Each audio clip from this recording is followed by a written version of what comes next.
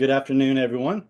Thank you for joining this beautiful spring afternoon for this interesting topic on intellectual property in agribusiness. So we do intellectual property webinars and workshops, every now and then, but this it will be specifically related to ag, have that ag slant or nuance. So we thought that was a interesting approach. So here we are today. We're going to present the first of its kind, of my knowledge, and the SBDC at least. So today we have a great speaker, Doug Limeberry. I will make an introduction of Doug, but first I'm going to talk to you a little bit more about the SBDC. I imagine a lot of you know about the SBDC, but if you don't, you'll get to maybe learn something new. SBDC is a resource partner of the Small Business Administration. The program's hosted at state universities in South Carolina and funded by the Department of Commerce and the state legislature. And we're hosted with a consortium of state universities, which include USC, Clemson, Winthrop, and South Carolina State University. So you can find SBDCs in any county in the state. And we have 21 locations, so there's somebody near you for any purpose. We do have an agribusiness team that was developed some years ago, and that team includes myself and Matt Dean at Clemson, Lori Graham at USC as well. She's up in Newberry. Then we also have Scott and Mace over in Florence. And between the four of us, we have all some type of agribusiness or agricultural background that's helpful. So SBDCs, we love collaboration. We, don't know everything, and we make it our business to try to understand where the right people are and who the right people are, and get you there as quickly as possible. So if somebody calls me about intellectual property, I'm likely to give Doug's name as one of the really good resources for that topic. But SBDC, we work with Clemson pretty closely, Clemson Extension, 1890 Extension, Department of Agriculture, Carolina Farm Stewardship, all the USDA departments, um, and several other folks. You can just see that, there's just a great deal of collaboration amongst resource providers in the state. South Carolina is a small state, and if you work with one agribusiness or agricultural technical service provider, you kind of get linked into a whole team of people, including the SBDC. The services that we offer specifically, we're not really production focused or production centered. We're more business on the business side of things. So that's where we focus our services. For production, we'll send you back to Clemson Extension, most likely. But our services include financial management, loans, and grants.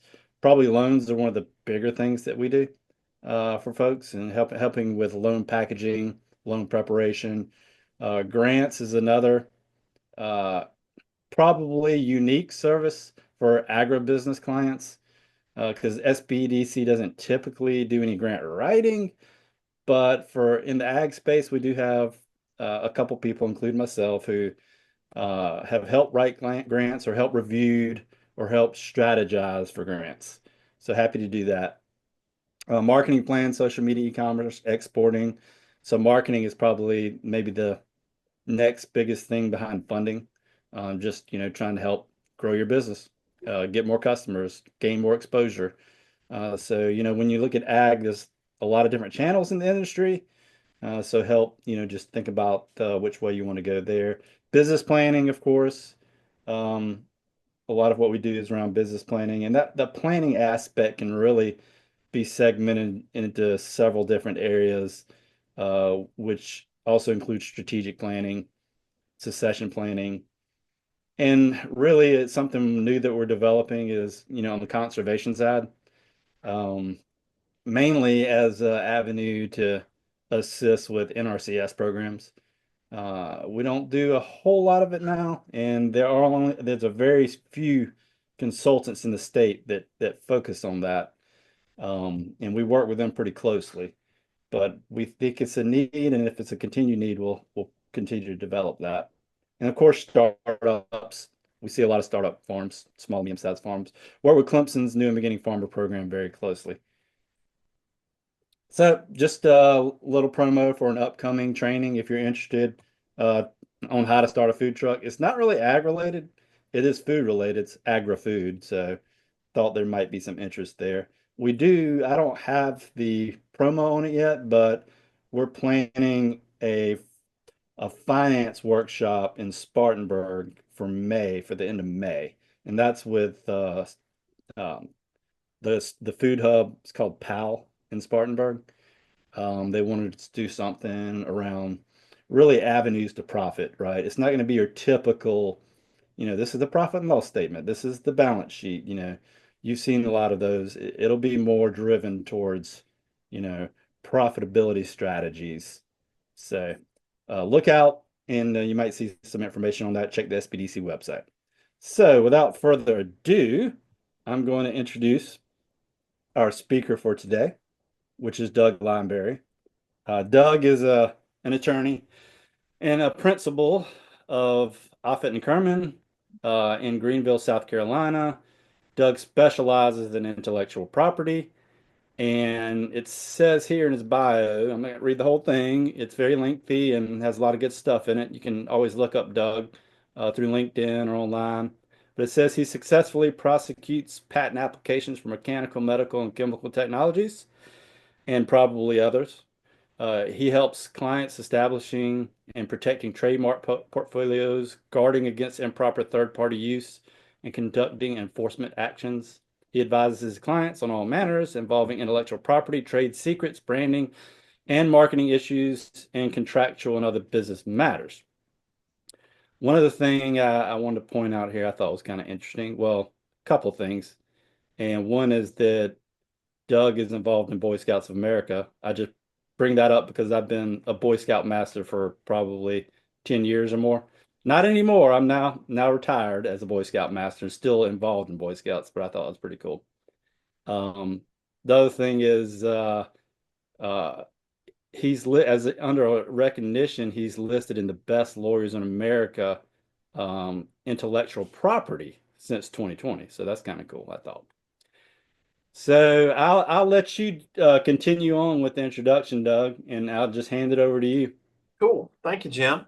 Jim, we got some troops up here in the upstate if you feel like jumping back into the old BSA realm, as it were, Jim and I can both tell you, man, those kids are awesome, but if you're on a camping trip with them, you learn some firsthand knowledge you probably never needed to know. Never needed to know. But y'all, what we're going to do today is, and like Jim said, it's the first time we've done this for an SBDC presentation. I hope y'all can see the screen. I'm trying to share it right now. If you can't, let me know. But also, feel free to ask questions. One thing over the years presenting with the SBDC, I've got big old two screens here because I've got bad eyes. But I have a screen pulled up to where I can see everybody's name, like Nicole, I see you. And Alicia, hey, don't think for a second, Holbrook, I didn't notice you logging on. Alicia is a client. I know she's a farmer too, so she'll rat me out if I do anything too stupid on this today. But I do want y'all to feel very welcome to ask questions. The only dumb question is the one you don't ask. Today, though, we're going over intellectual property and agribusiness. I've set a timer for an hour 15. If anybody needs to leave beforehand, let us know. Like Jim said, his presentation, my presentation, available to anybody who wants them. I'll email mine over to him and Caroline here once we're done. But to get us moving, I want us to dispel some rumors. And the reason I do this, y'all, is I'm a farm kid. Believe it or not, I've been sitting here wearing glasses with my hair combed and tie on. I grew up on a cattle farm. I grew up in Southwest Virginia, cut tobacco, raised peppers, threw hay, delivered calves. I still remember on my 18th birthday having to stop. I drove my kid brother and baby sister at the time to school. She was a kindergartner, I was a senior. One of the cows was down at the cattle guard, and I had to deliver a baby calf on my birthday, March 11th, senior year of high school. Still one of the best memories I've ever had. And mom was down, had been down. Dad had to go in early for something, so I was driving the small ones. And I had to get out and put the chain on her, pulled out a little calf. A couple minutes later, you got 8 sets of legs running around.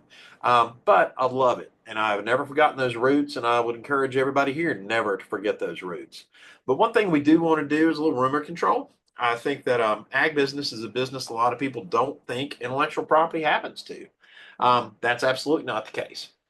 All businesses have IP. All ag businesses have IP. I don't care if you're selling chicken eggs. I don't care if you're selling fertilizer. I don't care if you're running a farmer's market. You do have intellectual property. Guess what? You've probably got more than one type. All businesses, agribusiness, everything else, have trade secrets. How you do business, customer plans, seeding schedules, harvest rotations, crop rotations, things that you do that your competitors don't know about that help you make money. Trade secrets, first of all, you've all got them. Next, guess what? Trademarks.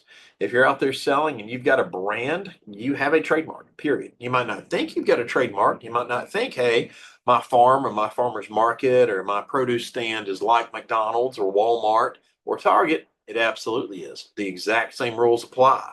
The exact same way to reach your consumers applies. And one thing I put in, this is more of a quote than a timeline, so don't hold me to this crop being harvested is when it is.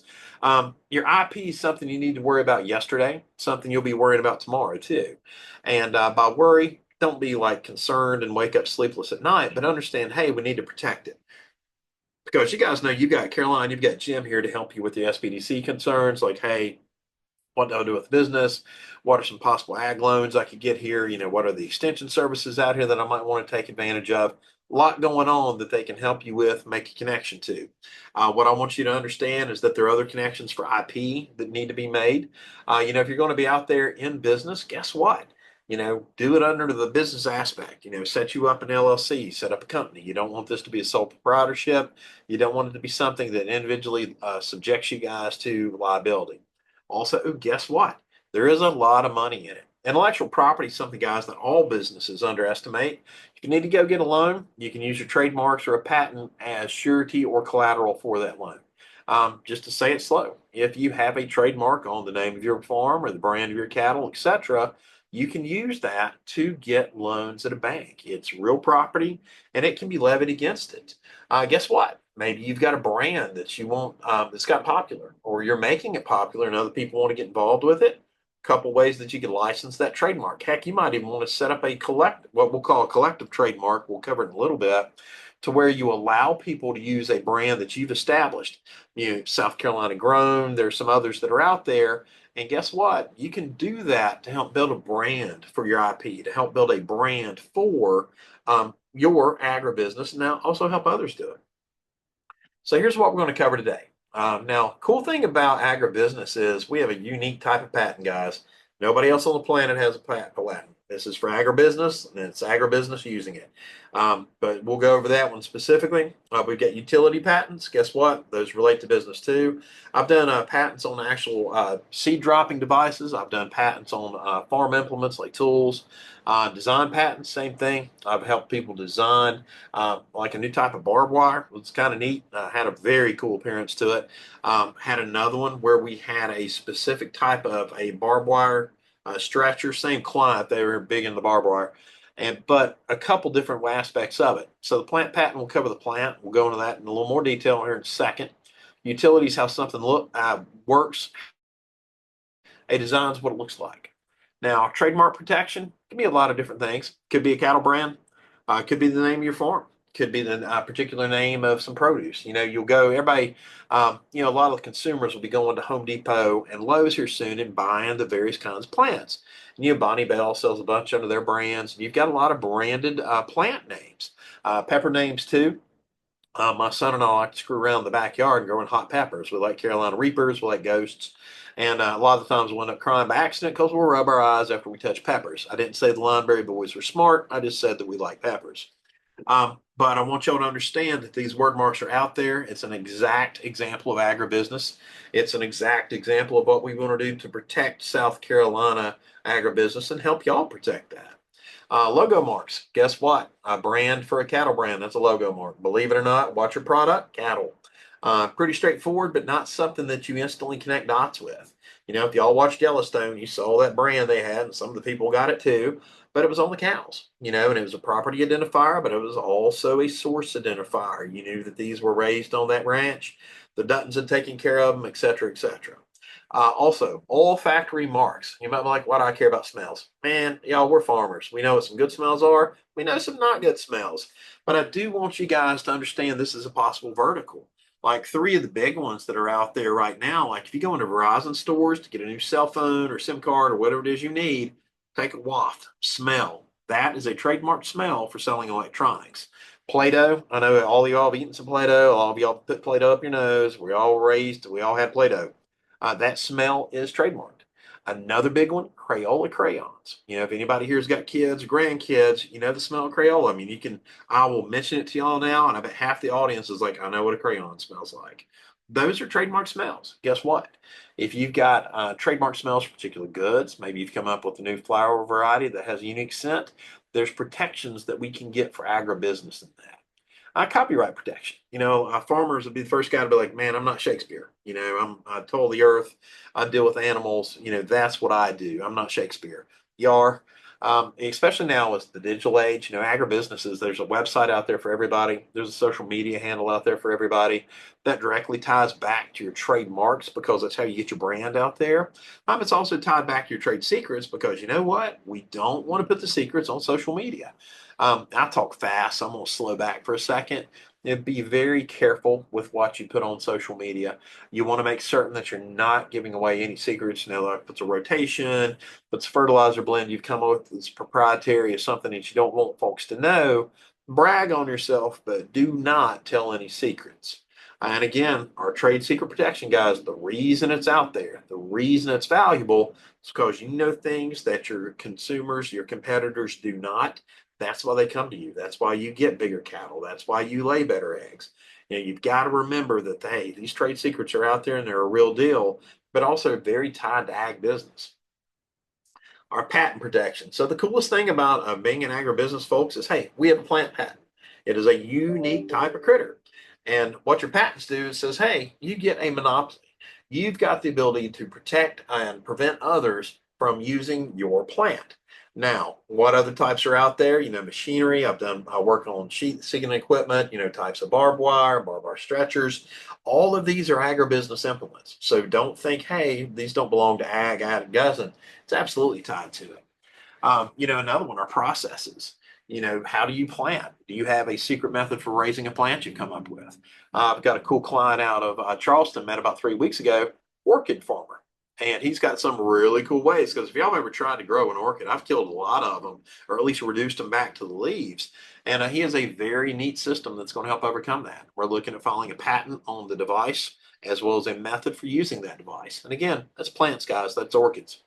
Also, the use of these products, guess what? You may end up, you know, we've got the hemp legalization issues going around everywhere. You know, we've got a couple farms up here around Clemson, but hemp is a really, really, really strong product. And there's a company out of Kentucky that makes floors out of hardwood floors. And if any of y'all have ever dropped a knife on a floor, if you had teenagers, I've got two of them, they can turn a hardwood floor into splinters in no time. But guess what? There is now a process for using hemp, and this is after it's been processed to make hardwood floors. So straight ag. You know, one thing a lot of people forget is that, you know, pharmaceuticals is agribusiness. You know, our medicines, our herbal supplements, you know, all of those stem from an agrarian nature and are out there to be carried forward with. So always remember that these can all be patent protected, whether it's the new device, whether it's the use of the device, whether it's the way the device looks, or in the case of a plant, the way that we can protect that plant. Now, you'll notice a plant patent has a 20-year term, just like a utility. That's pretty good protection. You can protect them three ways, basically. So you can go with the plant patent. This will actually protect the distinct plant itself. We've got to show that it's asexually reproduced, you know, that we're not having some sort of blending going on, that this plant will propagate. Our utility patents for 20 years. Now, what could those be on? Plant genetics, traits on the plant. It could be something for the methods for using the plant or processing it. The parts could be the fruits, could be the leaves, could be the roots, just like hemp fiber. You know, what have you got in there that you use? Now, you do get 25 years protection for vines and trees. Seems a little weird that they would get it, but also a little longer lived organism. And sometimes it takes a little longer to propagate those as well. But what we want to do too, though, is to make certain that we take credit for what we do. You know, you can get plant variety protection certificates if you come up with new varieties of seeds or tubers or asexually propagated plants. So ag has a lot of protections that aren't available to the other businesses. It don't apply to those other businesses, and it's specific to us. Now, whoops, sorry, y'all. My mouse is a little slippery today. And so when we're looking at it, here's our plant patent basics. So what we're looking at is we have to asexually reproduce the plant. It could be a cultivated sport or a mutant or a hybrid or a newly found seedling. Can't be a tuber. Remember, tubers are going to be different physiologically. But if it's not a tuber and if it's not one of the other excluded ones, we can get a patent. We've got to figure it out that, hey, we can asexually reproduce this plant. We can do that. It's going to happen. You can't have one that's excluded by statute. Again, no tubers, like a Jerusalem artichoke or some of them, you can't get patents on those. Again, we know the physiology is different there. What they want to see is an actually asexually reproduced plant. One thing too is that, hey, you want to be the person who invented it. You can't say this was Aunt Charlotte and I took Aunt Charlotte's plant. You've got to be the person who figured out, hey, if I combine these two plants, I get the best Venus flytrap ever. You want to make certain that you are that person. If you actually file for a patent and you're not the inventor, it can be void ab initio, meaning that the patent's no good. And it's no good from the time you filed it. Those fees that you spent on it are no good. All of it goes down the toilet. Now, one thing too with these plant patents, you've got to explain how it's different than what's out there. That's a unique part for drafting these, is you're going to distinguish the characteristics. You're going to talk about growing conditions, fertility levels, etc. Things that as a farmer, that as an agribusiness person, they're second nature to you about your crops. But you want to explain that to the patent office to help define your plant patent. Sorry, y'all, that is a slick button. Now, what you're looking at here as far as asexual reproduction, guess what? We're not using fertilized seeds. We're getting an exact genetic copy of it. Here are acceptable ways to do that. You'll notice there's several, so it's not just a very limited nature of it. Root cuttings, grafting, budding, apomictic seeds, bulbs, divisions, slips, layering, rhizomes, runners, corms, tissue culture, and even new cellular embryos. So we've got a lot of ways to show, hey, we're getting this plant, we're getting this exact copy of it to come over and over again. They just want to make certain it can breed true, but you've got a lot of ways that you can breed it, show it. Now, the rights provided by this, what happens? What's it mean? Well, guess what? Nobody else can make this plant. They can't try to asexually reproduce it or sell it or import it or do anything else with it that you can do with any other type of product. If you've got a patent on that, you control it. You control it for 20 years. Guess what? You want it to say, hey, it's unique. We don't want something that's going to be already covered by somebody else. Again, one thing too to make certain of is that we do have distinctions from the parents that it came from. That is part of what we have to describe in the parent. You'll describe the appearance of it, its physiology, various things along those natures. It's limited to one patent at a time. It's a lot like a design patent in that aspect.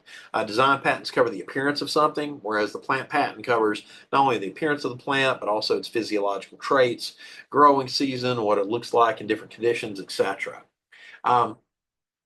Again, you can also, if you got one from a sport or a mutant, you may go for multiple patents. You may end up having a stream of patents. You might have a family of them based on the genetic lines that you can reproduce out of this original parent material, as long as you can asexually reproduce them. And again, via one of the methods we talked about, you can get all kinds of plant patents on it. Now, differences from a utility patent. If any of y'all have ever done a utility, it's basically, hey, a description of what the device is. Describe the genus and species of the plant. We want to know its market class. We want to know, hey, tell me about the parents. How did you create this? Where did it come from? That's part of the protection with the patent is you give a full disclosure and you get a monopoly over being able to reproduce, import, or sell that plant for 20 years. What are the growth habits? What's it look like? What's its shape? What's its branches do? You're going to explain all this. What's it look like in winter? If this thing dies off in the winter, what happens to it? What's it look like? You're going to describe, depending on the type of plant, if it's got barks or buds, blooms, blossoms, whatever it might have, you're going to describe that. If it's got a fruit, you're going to describe the fruit. Hey, describe a, new version of strawberries, neon blue, and the seeds are shaped like hexagons. You want to put all that in the patent to be able to describe the novelty of it so that you can have the ability to enforce it against other people. Now, like, and now here's kind of a cool thing, and also with plants too, this is something that you get almost touchy-feely with. If it's not capable of being written, then you got to show it for maybe just be able to give it like substantive attention. So you're going to have to say, hey, tell me what it smells like, what's it taste like, how's its disease resistance. You have to try your best on it, and so you want to be able to explain that as well as you can. Now, again, also understand too we want this to be sufficient to chase somebody off. A lot of folks, sometimes I'll be faced with clients who say, hey, I want a patent, but I don't really want to tell people about the invention. And unfortunately, that's a cutting off your nose to spite your face. If you file a very vague patent, you may not get the patent. And also, if you file a very vague patent, other plant patents might be used against you. So you do want to be specific about those plant's characteristics and what you found by growing it. Again, a lot of folks are like, hey, I'm going to protect my trade secrets and I'll get a patent. Yeah, sometimes those are just juxtaposed to each other. If you've got a new way of creating plants and you don't want to tell somebody about it, that's perfectly okay to do and keep it a trade secret. Here's your only worry, though, is that in the US, we do have what is called design around. We encourage people to see an invention and try to figure out a different way to do it, maybe a more economical way or a way that functions different. So if you've got a plant patent and it might be, obvious to those skilled in the art, i.e. other farmers, other agribusiness people, how you came to that plant from its parents, probably ought to look at getting a plant patent on it because it's something that they can deduce pretty quickly if they've got knowledge in the art, knowledge in the agricultural field, you'll probably want a patent on that. I tell folks to think of it kind of like chemicals. You think of Coke. Coke is really hard to reverse engineer. You can go to Publix, you can go to Kroger's, you can buy those nasty bottles of black fluid that are down there and they're sold under names like Dr. Pop, Fizz Cola, whatever it might be. But the problem is they've all tried to approach Coke and they can't. It's a very hard chemical to reverse engineer. If your plant is very hard to tell what its parents were, if it's hard to tell how you created it asexually, maybe that's something you protect via a trade secret. If it is not that hard to tell, and you've kind of come up with a very obvious, I'm using that word as a special word in patent universe, but it also is something in the universe of other agricultural experts. If they can tell what you've done to get to that plat, you may want to file a patent on it. Because if you try to say trade secrets, but everybody's like, oh no, what this guy does, he took this cactus and he blended it with that cactus, and here we go with the child cactus. I get it. I can do that tomorrow. You want to make certain that if you come up with it first, that you do consider filing for patent protection. Now, if you've got a child that looks nothing like either parent, it's very physically distinct from him, has very different characteristics from it, and you just kind of got a genetic wild card here, that's awesome. Maybe that's something you don't want to let folks know, but you will need to treat it like a trade secret. You're going to have to keep it secret. You're not going to do tours and say, hey, here are the plants I used to create my plant. You don't want to do that. You want to keep all that information close to the vest. You will want to sit down and have a discussion of, have I looked at this plan? Have I figured out whether it's obvious or not?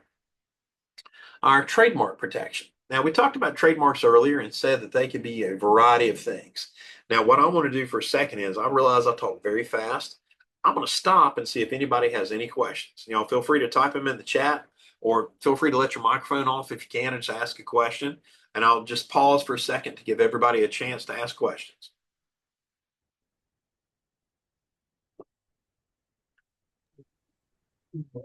Jim, this question might be for you. Are y'all working with the South Carolina Specialty Food Association? Yeah, we do some work with them. You know, we just basically usually recommend that some of our food entrepreneurs check out the association and see if them. And sometimes we attend some of their events. So that's kind of the extent of how we work with them at this point. Awesome. And y'all, at least thank you for the question, but everybody keep asking. Yeah, Jim and I are here for that. Caroline's here for that. The two of us go brain dead on you.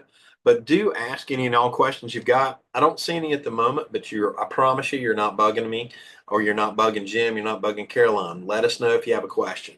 We'll keep going with the trademark section. I've got one question as well. Awesome. Hey, Eric, what's going on? So I saw one of the items that engineer and architectural drawings are protected. Yep. Who do they belong to? The architect engineer or the client, the farmer? Yeah, beautiful question, Eric. And so we'll go back to the slide he was talking about. He's talking about copyright protection. Eric, without giving out any names here, do you have a specific situation in mind? I am a farmer on City Roots Farm and formerly architect as well. But Awesome. so we designed some unique infrastructure, geothermal and heated greenhouse type stuff. Yep. So we worked very closely with several engineers to build the facility. But I'm just curious, at the end of the day, he has all the DWG files, the drawings, all that kind of stuff. Do those belong to me or do those belong to him? Perfect question, Eric. I'm glad you asked that. And y'all understand this. Eric's talking about hydrothermal. We're talking about serious tech here. So it's the one thing too, Eric. I'm glad you dispelled another myth is that ag is low tech. Ag is far from low tech. Now, to address Eric's question specifically, he has used an engineer. Now, Eric, you came to them with the idea, right? Like, I want to Correct. accomplish X. You went Correct. to the engineer and said, you make it so. In patent universe, the idea is going to be Eric's. He's the inventor. Think of it this way, Eric came up with a statue, wants it made out of gold. He's not a goldsmith. He goes to the goldsmith makes a gold statue. It was still Eric's idea, even though he doesn't know how to manipulate gold, and the goldsmith does. Eric is still the inventor of the concept. Now, for the copyrights, that raises a great question, Eric. What I would want you to do is to make certain that you, or preferably your LLC or whatever you've got your company under, is the owner of that copyright material. Happy to give you a copyright assignment for it. What I would want is something from those engineers, and you just tell them, hey, I'm at this nasty patent attorney. The guy was some sort of redneck farmer from Virginia. He just kept yelling at us on this whole thing, and I'm kind of Sure. traumatized. But he did say, I need a copyright assignment. Now, the reason I do that is we want to take care of Eric foremost. And there are times too, guys, I do work in the firearms industry, and you will be shocked at how many folks are told an idea and then will come back to the inventor, this case, Eric, and say, oh, well, this is mine.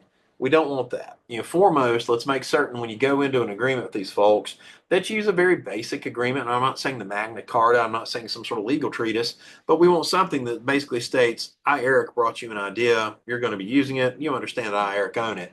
But Eric, what we would want is a copyright assignment from the engineers to you, because guess what? Those architectural drawings and those designs are copyright material. And so a lot of people understand there's a concept called fair use, and there's also a concept called work made for hire. Those are bandied about wrong all the time. And work made for hire, which a lot of people think translates to I paid you, I own it, that's not the case. Work made for hire deals with 9 very specific types of copyrights. I've seen it once in my 27 years of practice. One time, have one of those 9 come into play.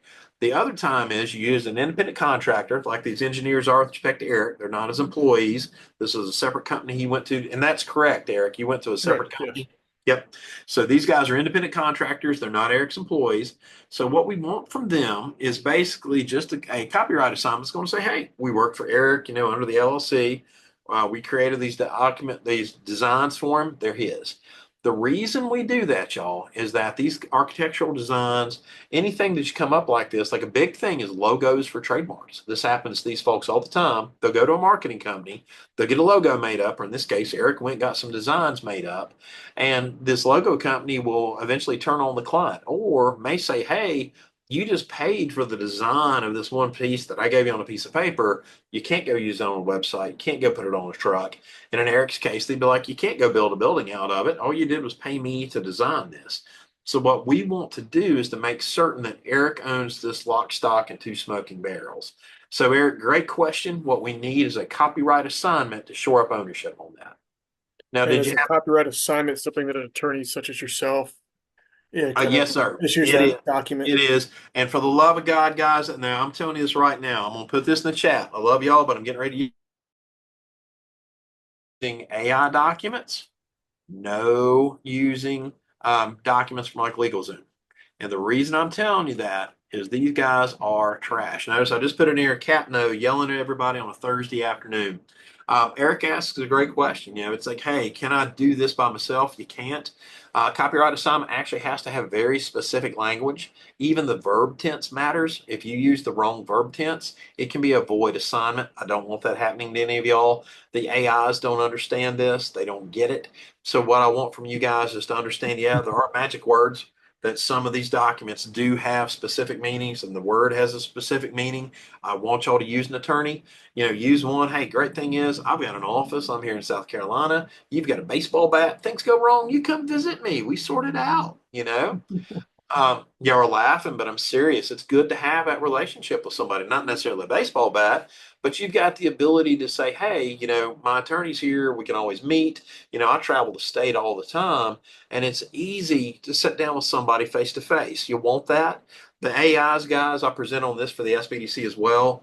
Great tool, but it's a tool. And it does not have and I mean tool in the offensive way. It does not have a moral compass. It does not have true intellect. So using it to generate documents for you, even though it can generate what looks like a really good one, may blow up in your face. Do not do it. Eric, feel free to reach out to me. Jim, I'll send you a copyright assignment too, with a copy to Caroline in case y'all need it. It's a template document, Word. Got any questions on it, Eric, let me know. But do go back to those engineers. Use me as your fall guy and just say, hey, met this crazy patent attorney. This old boy said, I need y'all to sign this for me. Would you please do it? I would suggest to everybody that in the future, you do this on the front end. Everybody's in love when you're setting up the relationship. Everybody loves everybody else and it's all going great. That's when you have them assign it. And again, it doesn't have to be every T crossed, every I dotted. It could just be, hey, design of geothermal plant, design of, greenhouses, whatever it was they work on for you.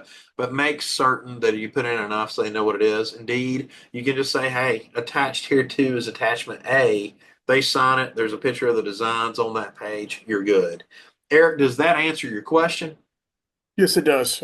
We've spent a lot of time and money, energy with engineers, so Yep. certainly want to own that at the end of it with some, novel stuff that we've done. So, we've Absolutely. had that general conversation, but we've not had it documented. So I just want to make sure there's something physical that we could sign and Good. report like we would any other kind of real estate closing kind of thing, use an attorney, sign it and make it real. So good to know. Yeah, absolutely. And keep asking questions. These are great. And there's no bad question. This is the thing too that a lot of people don't get. Yeah, Fred, I agree. Because a lot of folks don't understand, they think, hey, I'm building a greenhouse, I'm building a thermal plant, whatever it is you're trying to build. They're like, hey, I'm here for the nuts and bolts of it. But you can understand too, it's the esoteric stuff that might come back to haunt you. So, Eric, awesome question. Y'all keep asking them just like that. Now, we're looking back at our branding and you're like, yeah, okay, you mentioned maybe the name of my farm or something else. What else are there? I mean, guys, it can protect a lot of stuff. And as ag business grows, I mean, y'all know we're one of the fastest growing states in the union. Every time you turn around, there's more folks coming in. Today in the parking garage, I saw a New Mexico tag. First time I've seen one of those. I see New York, I see Jersey, I see Pennsylvania all the time. Today I saw New Mexico. You kind of want to stalk the person and figure out why they're here. But they're coming to good old South Khaki, man. We're shaped like a diamond because our future's bright. And I want y'all to understand this means that our local companies, our homegrowners, no pun, maybe a pun, need to protect your branding. You need to make certain that you designate what is yours. If you've got a brand that you're working under, file the trademark. Had two very cool students from USC call the other day, seniors, way beyond where I would have been as a senior. They're getting ready to graduate in May. They're going to set up a web design business. And they called with a name.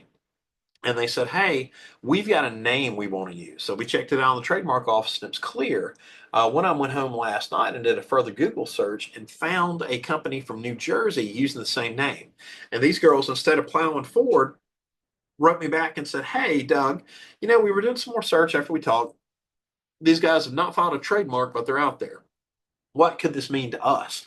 It could mean just like it could for any brand. If they're too close to y'all, and remember, guys, this is agribusiness. Who are your consumers? People who eat food, people who consume your products. So you've got the most picky consumer base on earth. And we want to be very, very careful. If you see somebody get too close to you, like, Eric, remind me again what the name of your farm was. Was it City Roots? That's correct. Awesome. So, like, if Eric sees somebody trying to be, City Root or City Root with a Z on it, or city spelled different than he does it, you need to quash this stuff. You don't want somebody to come in and try to get your brand, because what if they start making bad stuff? What if their hydroponics are goofed up or they don't make good product? That can haunt you. And in the case that the girls were worried about, they're like, hey, we're a brand new business. We're still pretty nimble. We don't have to be this name. But what if they did something wrong? I'm like, well, guess what? It's their services go to a particular type of consumer. like they'll find out. And social media allows everybody to complain about everything all the time.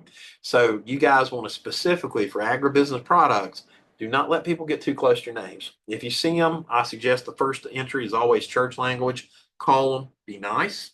Say, hey, I saw this. I've been, and Eric, I'll use this, my straw man. I've been City Roots for a number of years now. I see that you're trying to be City Rootses or whatever it is. Need you to choose a different mark and go away.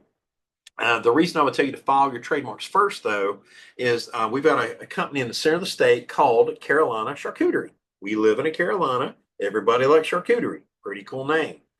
There was one from Charlotte that also went by the nom de voyage of Carolina Charcuterie. Our guy in Columbia, before contacting any nasty attorneys, called and was nice to the ones in Charlotte.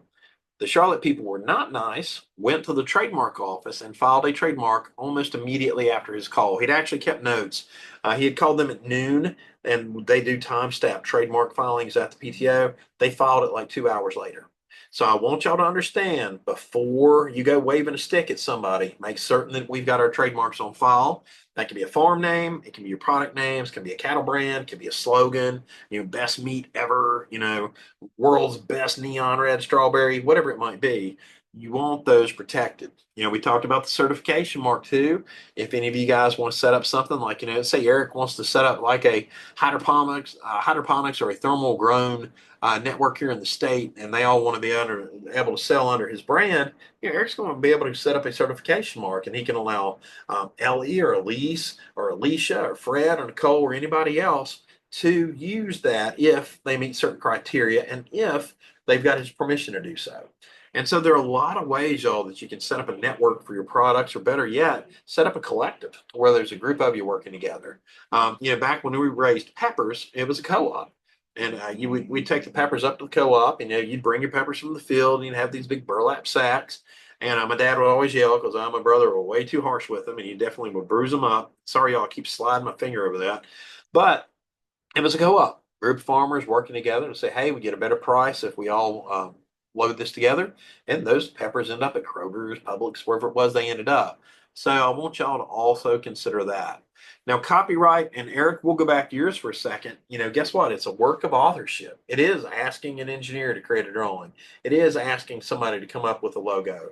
Like Alicia Holbrook, her crew, ER Marketing, Emily, they're great. And what they do is they will help you market. They'll help you come up with things. But at the end of the day, they're an author. And at the end of the day, they assign it to the client so there's none of the hinkiness going on.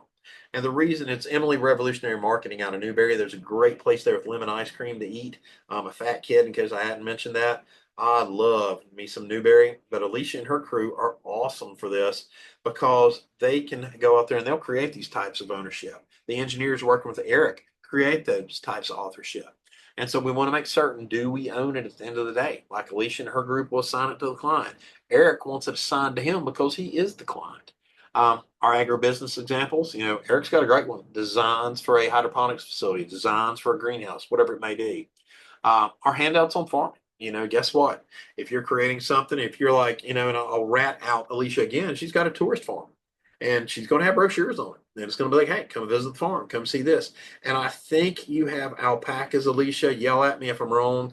But, if you're wanting that, yes, awesome. So I guess the animal correctly. Thursday's still going okay. But, if you want to visit her farm, she's going to have copyright materials on it. There's going to be a website on it. There's going to be manuscripts. Hey, this is Chewy, the alpaca. He's a Star Wars guy. He loves kids. That's how you bring folks in. That's how you're going to end up using that as a motivator for it. Your research papers. Guess what, guys? There's a ton of science involved with ag. When you're looking at it, crop rotations, guess what? Hybrid forms of cattle. Maybe you're looking at it. We were a big, we were an Angus farm, and Dad loved, we had Wytheville, Virginia. It was right below Virginia Tech, and then get another great ag school. But we would go up to their bull sales occasionally, and we would bring back, Angus variants. We had Key Angus, and as y'all know, the whichever one is 3/5 versus 2/5, the name comes and Kia, if there's more Angus than Kia. We also have the old Hereford crosses. You've all driven down the road and you've seen the Angus with white face on it, Hereford Angus cross. But some of that, you may have research papers on, hey, look at this. I blended a Scotch Highlander cow with a Longhorn, and my God, I have the biggest mascot ever for Texas A&M. Or I guess it'd just be Texas in general. But what I would want y'all to understand is there's a ton of science here, a ton of really good data. It is absolutely protectable. If you form any of this, like a website, like a brochure, any of your designs, guess what? There's 70 years of protection in those critters beyond the life of the author. So again, it's this long-lived human being plus another 7 decades. That's how long Eric's designs are good for when they're assigned to him. That's how good the marks are that Emily and her crew create. It's how good her writings are on Chewy the alpaca. Those last for a really long time. You should look at protecting. Sorry for flipping so fast. I'm just hitting it, I guess, nervous. But trade secrets. Value because nobody knows what they are. It's kind of like Oz behind the curtain. It's confidential information related to your farm ops that your competitors don't know. And again, that's where its value comes from, is it's not known. What fertilizers do you use? What pesticides do you supply? Growing up, again, I was in the boonies of Virginia, tobacco country, cattle country. We would have farmers who swore by putting like flecks of gold or silver, any of the rare earths, into their fertilizers because they felt, hey, I get better bonding here, or better yet, their pesticides because they felt like they got better bonding on it. Elise has a question. Full stop. We create a specialty food that's made from fresh produce. We have a trademark on the name, new category product, frozen treat. We have not, and probably won't, copyright the recipes. What do you suggest? Oh, Elise, I'm glad you asked. Copyright recipes, never. Never. I want the sun to be a dark cinder in the sky, and we still have not copywritten a recipe. You're like, Doug, that's kind of crazy. Why are you saying that? Recipes are trade secrets. Because Elise, great question, Elise. Fantastic. But your recipes are what makes you popular. And you're talking about your new product frozen treat. You don't want to tell people what's in it. You got to tell from the label. I see the thumb up. You're most welcome. But what I want you guys to know is that, hey, what we need to do here is to keep it a secret. If you ever watch the Food Network, I love the Neelys. The Neelys have their rub. They hide it in paprika. Best place to hide it. Paprika, y'all know that sort of dark red, really, really, really dark red. It can hide any spice you want to put in it. You have to have that same tank at least. I don't want your recipes out there. If there's a recipe out there, I want part of it redacted. I want it to look like the UFO documents from Area 51. I want there to be lines through it. I don't want people to get the full scope of what you're doing. And you're like, well, Doug, that's crazy. Why would I do that? You want to build a mystique. And by that, I mean, hey, you've got a frozen treat. You want people to consume that frozen treat? Guess what? You're going to say, hey, I've got secret recipes. This lemon spinache, best lemon spinache you'll ever have. And it's based on our proprietary secret recipe. You throw that out there. You market with it. Because part of ag business is marketing. We were talking earlier on about, Chewy the alpaca at Alicia's farm. Her day job is, guess what? Marketing. And you want to get that out there. But part of the reason you can do that is to keep those recipes a secret. And by trade secrets, guys, one thing I want you to understand is the courts call it reasonable steps. It's common sense, but as y'all know, sense is not that common sometimes. I want y'all to take these proprietary steps for it. And at least talking to you directly, I want these recipes, if they're on a computer, I want there to be a password on it. I don't want every employee to be able to get onto it. I want there to be need to know access, meaning only the folks who need to know get access. I don't want copies of them laying around. If you post anything on the internet, I would prefer that it use a general, like the name, like lemon splanache. I don't want the full recipe. I don't want the step-by-step way to make the recipe. You want to keep all of that a secret because your competitors, when they find out you're in the market, all in your head. Beautiful place to keep it. The only cautionary point is at some point you may want to divest the company. You may have a succession plan. You go to Jim and like, hey, Jim, time to sell, man. Treats are big. I'm going to the islands from now on. I'm done. So even though they're in your head right now, it's a beautiful place to keep them. If you decide to put them down someplace, passwords, encrypted files, limited access, because you do not want there to be a risk of it getting out. But also, hey, I'm getting a little older. My kids are giving me a little more gray hair every afternoon. But I also know that my memory is not what it used to be 10 years ago. So, and I'm not saying your memory's bad, at least don't take it that way. But make certain that you do have repositories of this. You may want to go back to it. And yeah, you're laughing. You haven't met my twins yet. She threw up the crying emoji, guys. So I really am watching the chat. But what I'm telling y'all is this, is that you keep it secret. You keep it locked in, and it will build your brand for you. It will help. I remember Bush's Baked Beans, y'all. One of the greatest tricks they've ever done was they had that hound dog who would tell you there's a secret recipe, and he's going to tell you the recipe if you just pay him a little bit. There was no recipe. It was freaking beans and sugar. Every Southerner here can make that stuff without half trying. But Bush's Baked Beans cornered 80% of the market with their quote unquote secret recipe. Elise, you actually do have secret recipes. Think what you can do with that. So we do not copyright recipes. We do not put them in a format to where others can see them. They are a trade secret. They will remain a trade secret. We talked about the others, but absolutely a recipe for an agribusiness is totally a trade secret. We don't want to do anything with that puts it out there. Your cultivating techniques, anything that you've got. Now, also, guys, for anybody here at the customer list, a vendor supplier list, all of those are secrets. There's a case out of the Kansas district, just came out this week. Guy's last name is Adolf. I'm not making this up. Last name was Adolf.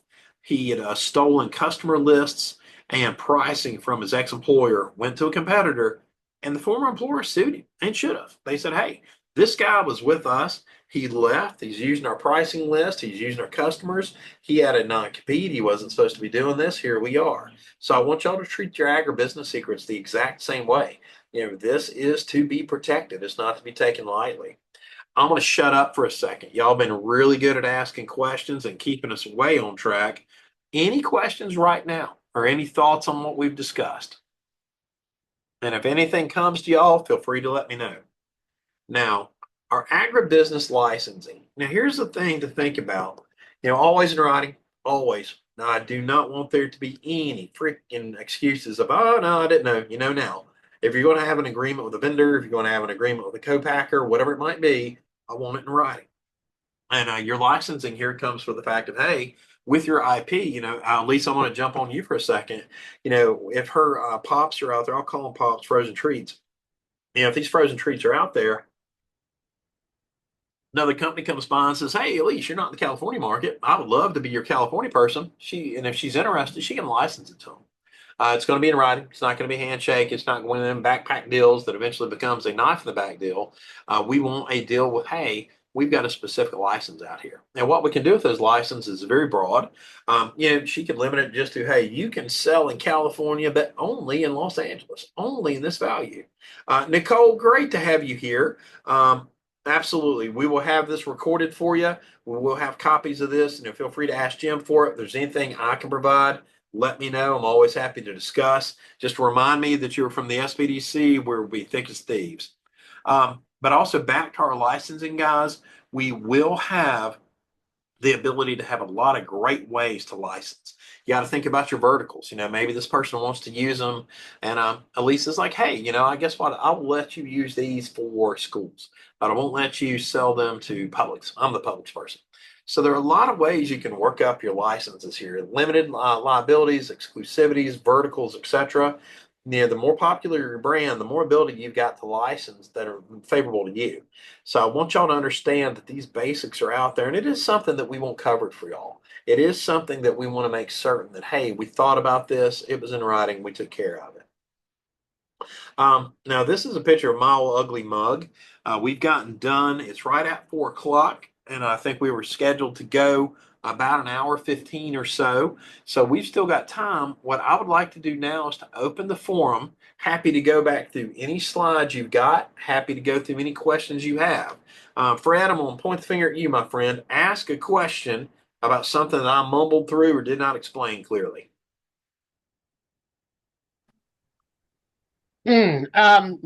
I've been working with Eric on his greenhouses out there, and my question was about the same thing. When people come up with ideas for, either, structures, parts of structures, and other things, but they require that engineering behind them to bring them to market. Yep. One of my questions because I have an idea that I've been working on for a few years, and I just don't know how to take it to that level. Where I can get it certified. If it's LED lighting, if it has to be certified through a DLC or third party, to bring the metrics of the light itself out. How do you protect that before you take it there?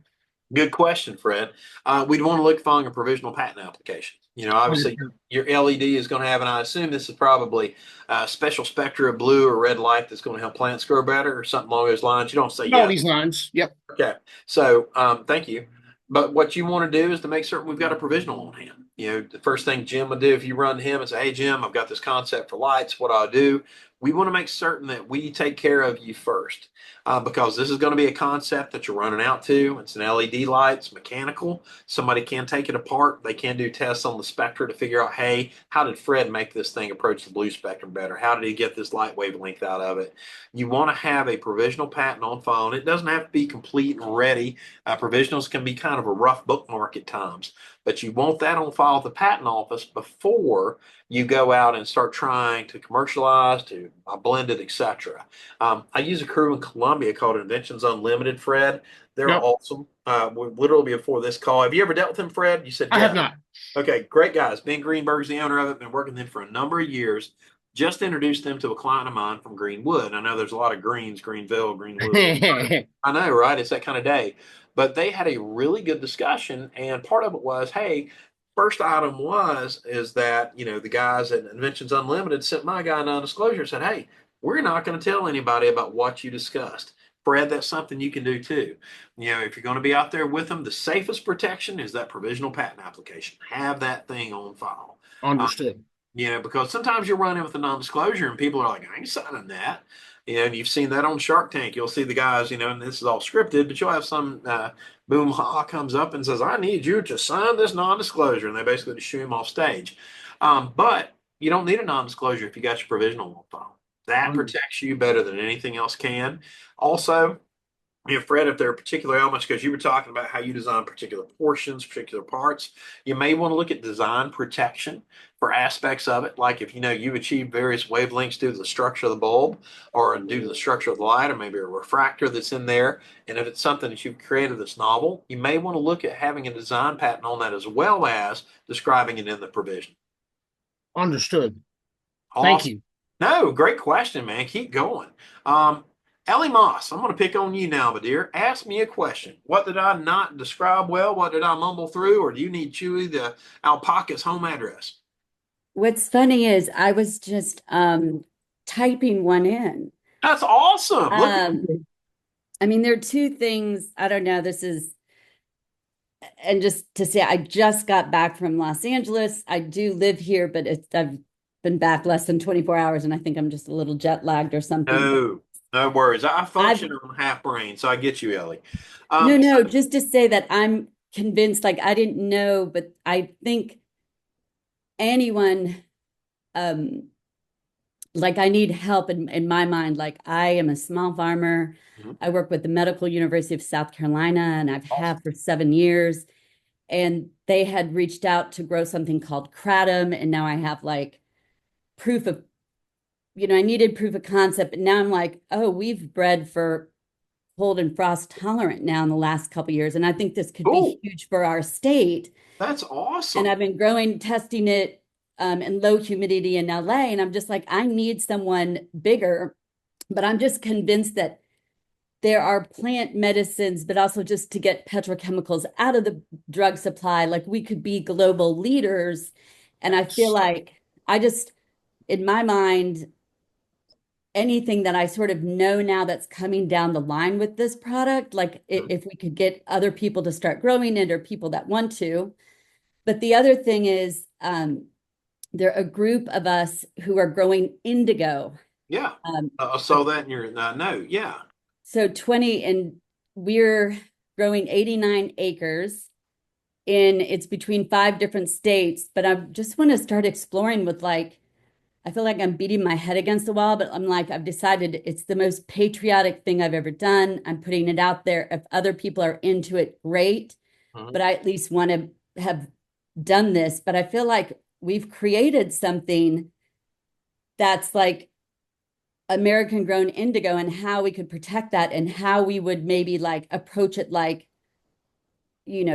the state did with rice or whatever that looks like. Sure. But to say that, to rethink it. And so just to be clear, I've been using a composted indigo as an antifungal on sycamore for a blight. So we're talking like really weird things. So not using it as a natural dye, but also looking at the chemical reaction and then using those off gases from making interreuben. It's a whole long thing, but like, I think we have something really special here. And I didn't realize until this was in my inbox and I've been listening to, and I'm like, oh my God, we need, like, if you know of anyone else who. I'm with you, Ellie, because on this one, you know, and especially when you're talking about a new use, and I won't repeat it, and none of you guys on here try to steal her concept, I will track you down. I'll send Eric and Fred after you with their hydroponics and LED lights. You don't want that.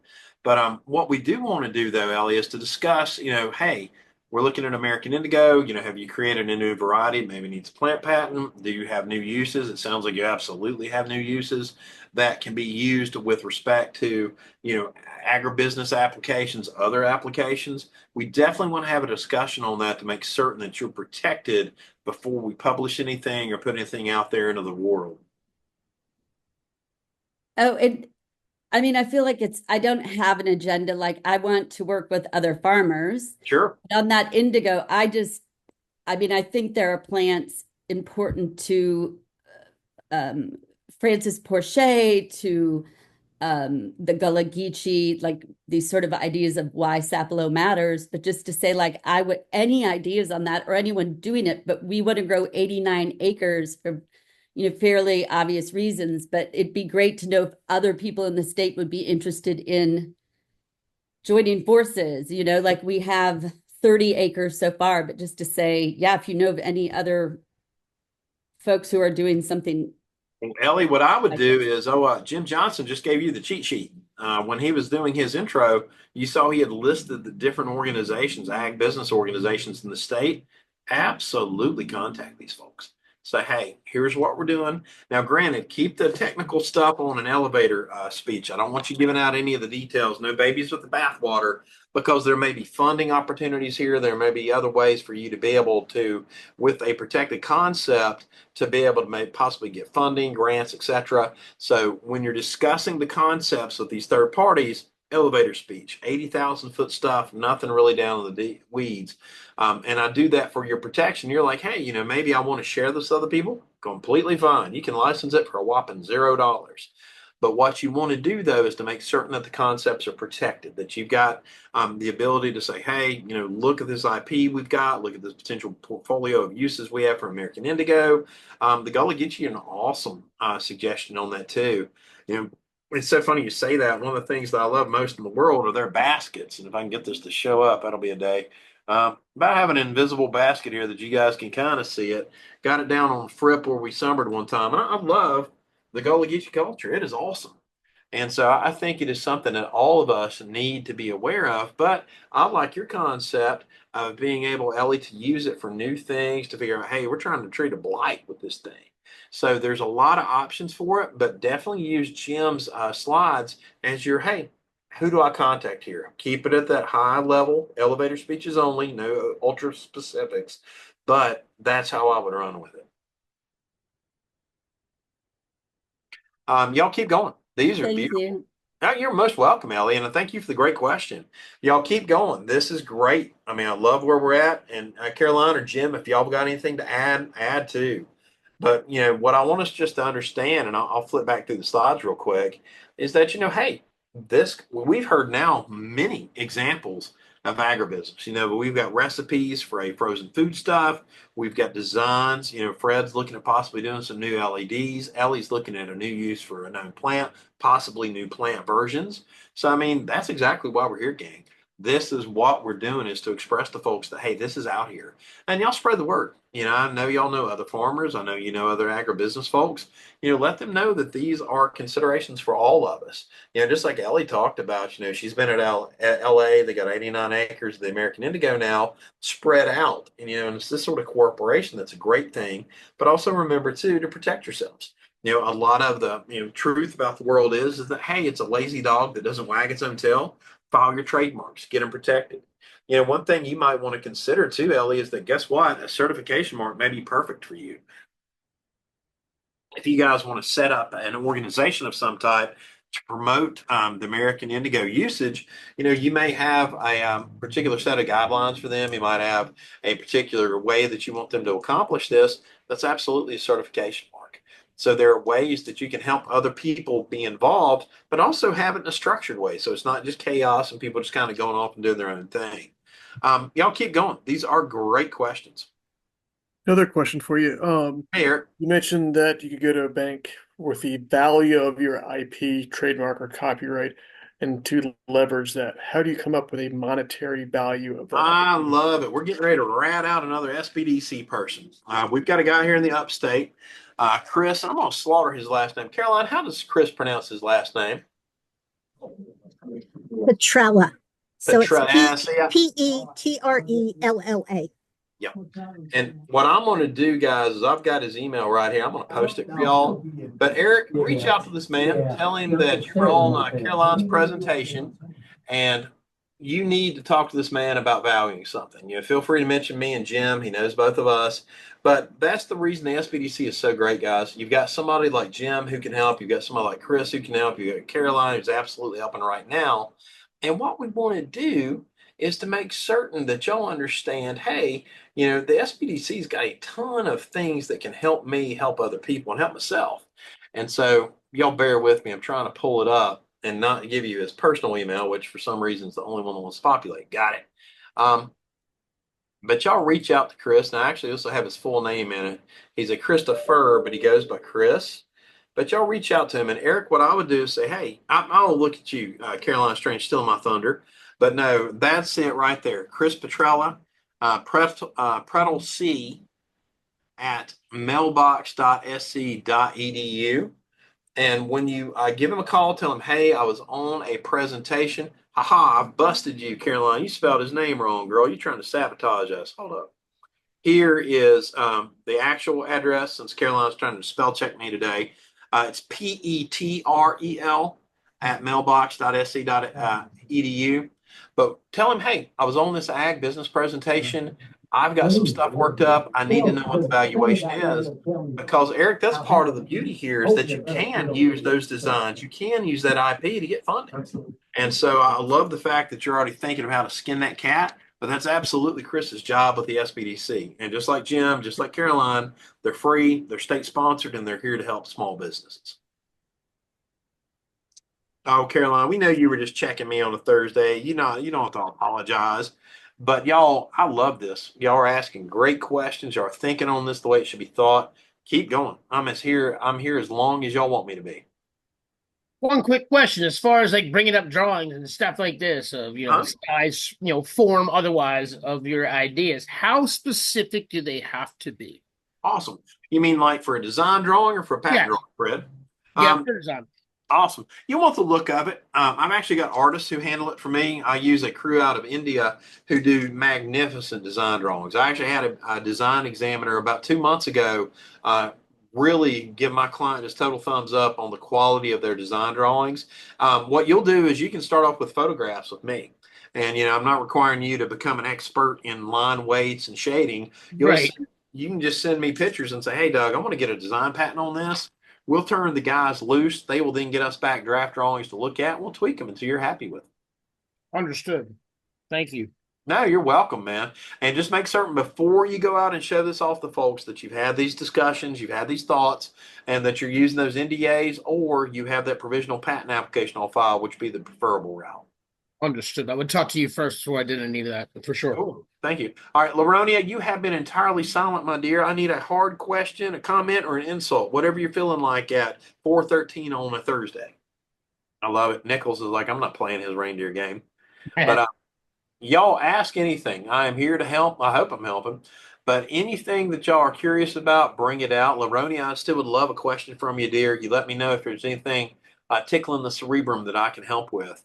But I do want all of y'all to know that y'all done such a great job today by going over this and bringing forth these points. I mean, it's kind of like I told Jim before it goes, y'all's questions do such a good job of just working us through these. You know, we literally have talked about all these today. We've talked about the trade secrets with recipes. Elise knows, hey, I'm not putting these out there. Copyright protection, guess what? Eric's going to get that copyright assignment. We're going to get that taken care of. You know, trademark protection, it was funny. Elise said, hey, they've already been out there trying to get that secured for them. Patent protection, guess what, Freddie, man? That is you. And so we literally have covered the 4 types in one sitting. And I want y'all to understand that this just doesn't end today. These types are always going to be there with you guys having your business working and functioning forward.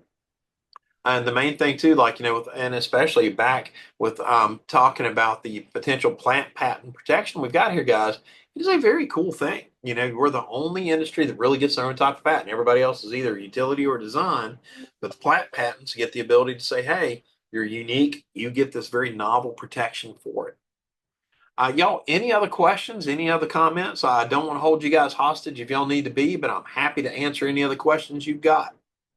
Good for now, man. Thank you. Awesome. You're most welcome, Fred, Eric, everybody. Thank you. Jim's back, and I'm turning the show over to him. Well, thank you, Doug. That was an amazing presentation, I must say. Learned a lot myself, and I hope others did as well. Yeah, if there's no other questions, you know, like Doug said, we'll send this information out to you. It'll come through me or Carolyn, one or the other. And hope you really enjoyed this, and feel free to follow up with us with anything else. And hope you enjoy the rest of your week, and